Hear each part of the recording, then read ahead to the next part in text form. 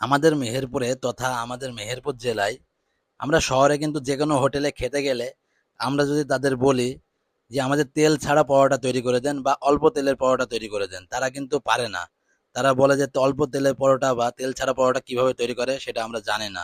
আমি অনেক হোটেলে গিয়েছি, অনেকজনে কিন্তু একই কথা বলেছে। তো আজকে আপনাদের দেখাবো যে কিভাবে হালকা তেলে বা তেল ছাড়া পরোটা তৈরি হয়, সেটাই আজকে আপনাদের দেখানোর চেষ্টা করব। আমাদের সাথেই থাকুন।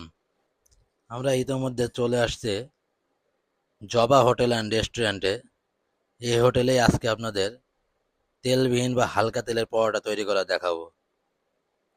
আপনারা দেখতে পাচ্ছেন যে কিভাবে তারা হালকা তেলে পরোটা তৈরি করে, নিজের চোখেই সেটা আপনারা দেখে নেন।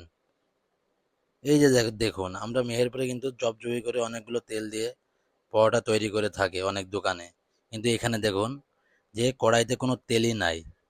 আর একটা হাস্যকর বিষয় হলো, আমাদের এলাকায় রাজমিস্ত্রিরা যে কুন্নি দিয়ে কাজ করে সেই কুন্নি দিয়ে কিন্তু তারা পরোটা তৈরি করতেছে। এটাও কিন্তু একটা হাস্যকর বিষয়। মূলত যাদের অতিরিক্ত গ্যাস্ট্রিকের প্রবলেম পেটে, তারা কিন্তু এই পরোটাগুলো বেশি খেতে স্বাচ্ছন্দ্য বোধ করে, কারণ তাদের ভরা তেলের পরোটা একেবারেই পেটে সহ্য হয় না বলেই আমি মনে করি। তাই আপনি যখন বাইরের জেলাতে যাবেন, আপনি এগুলো খুঁজবেন এবং এই পরোটাগুলো খাবেন, আপনার আল্লাহর রহমতে পেটে কোনো সমস্যা হবে না বলে আমি মনে করছি। জীবনে খাওয়া দাওয়ার কন্ট্রোল করতে পারলে আপনার হায়াত এমনিতেই বেড়ে যাবে, কারণ এখন খাওয়া দাওয়ার সমস্যাটাই সবচেয়ে বেশি বলে আমি মনে করি। এই জীবনে বেঁচে থাকতে হলে খাওয়া দাওয়ার কন্ট্রোল অবশ্যই জরুরি।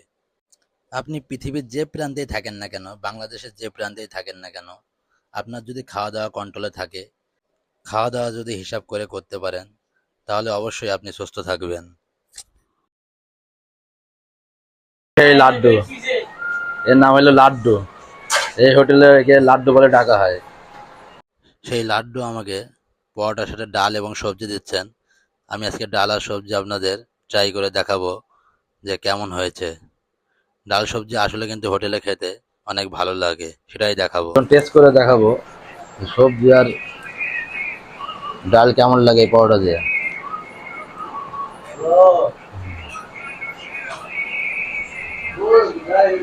আসলে এসব হোটেলের সবজি আপনি যখন খাবেন আসলে কিন্তু অনেক টেস্টি লাগবে, কারণ এরা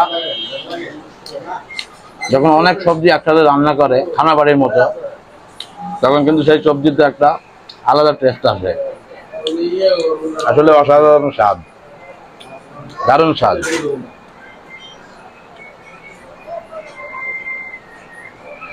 যাই হোক, সবাই ভালো থাকবেন, ধন্যবাদ সবাইকে।